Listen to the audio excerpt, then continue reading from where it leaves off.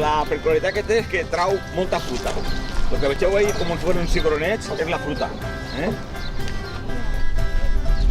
Estos arbres que vegeu així se diuen moreres alba, que aguanta molt la sequia, no té plagues i dona molta sombra. D'ací uns 15 dies estarà plena de flor. Està composat per una planta que es diu alegustre. També està en floració. Està espectacular, és una sàlvia.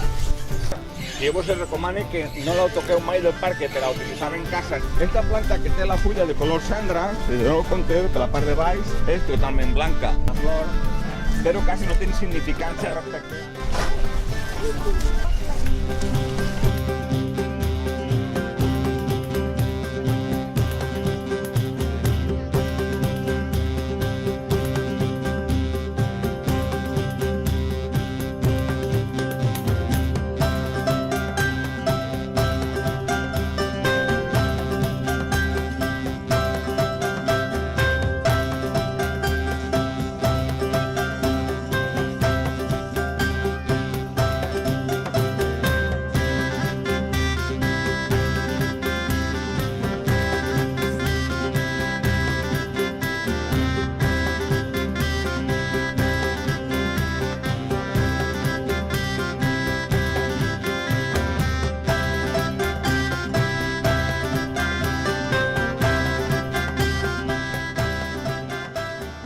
Vingueren a l'Ajuntament i es digueren que enguany se complien 50 anys de 3 arbres, este xop que tenim així, que es plantaren en l'any 1966, o sigui que enguany fan 50 anys.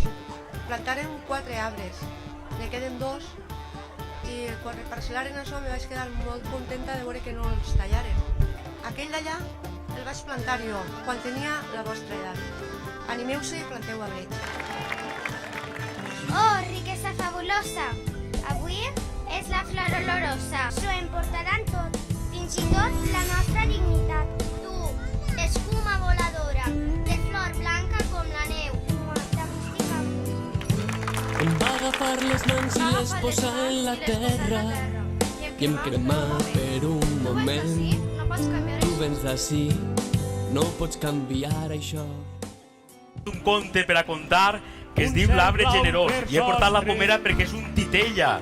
Un mar sovint tan serererere, un món redó i preciós, que més puc voler, un cel blau per sostre, un mar sovint tan serererere, un món redó i preciós, que més puc voler. Un cel blau per sostre, un mar sovint tan serererere, un món redó i preciós, que més puc voler. Un cel blau per sostre, un mar sovint tan serererere, un món redó i preciós, que més puc voler.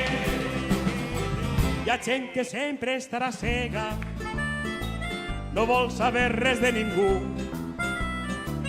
Diuen que allò que fem no servirà per a res.